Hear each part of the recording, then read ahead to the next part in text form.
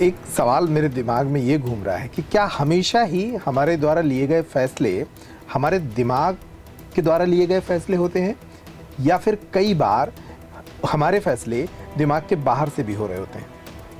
जैसे परिस्थितियों को लेकर कुछ घटनाएं होती हैं या लोग फैसले ले लेते हैं, क्या दिमाग वो सारे फैसले ले रहा होता है? एक चीज़ और इसको जोड़कर मैं ये भी कहूँगा कि बहुत सारी चीज़ें होती हैं कि हम नहीं चाहते हैं लेकिन दिमाग वैसा कर रहा होता है। जैसे हम कुछ भूलना चाहते हैं, कुछ बुरी यादें हटाना चाहते हैं, लेकिन दिमाग के एक हिस्से में वो रखी रहती हैं। तो फिर ये नियंत्रित कौन कर रहा होता है?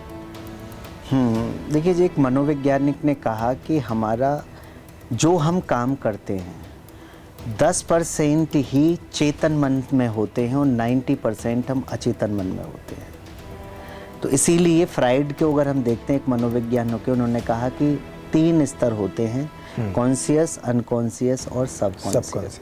तो पहली बात तो ये हमें समझनी चाहिए कि जितने भी निर्णय लिए जाते हैं वो एक व्यक्ति खुद निर्णय नहीं लेता है। खुद का मतलब अपने क्रिटिकल थिंकिंग से। क्रिटिकल थिंकिंग का मतलब 10% ही लगाता है, लेकिन निर्णय लेने में 2 चीज़ों का रोल और इम्पोर्टेंट होता है, जिसमें अगर हम कहें उसका अपना अनुभव और उसका अपना वातावरण। ये दोनों चीज़ भी उतनी ही बराबर महत्वपूर्ण है किसी भी डिसीजन मेकिंग में।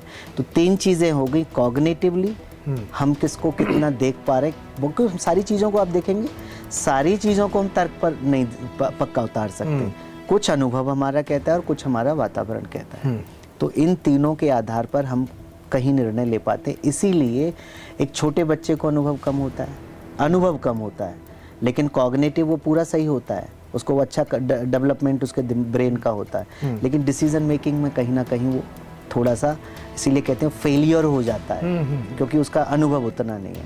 तो हमारे अनुभव और हमारा चारों तरफ का वातावरण और 10% हमारा कॉग्निटिव डेवलपमेंट, मेरा स्वयं का, ये तीनों मिलाकर ही किसी निर्णय तक हमें लेके जाते हैं।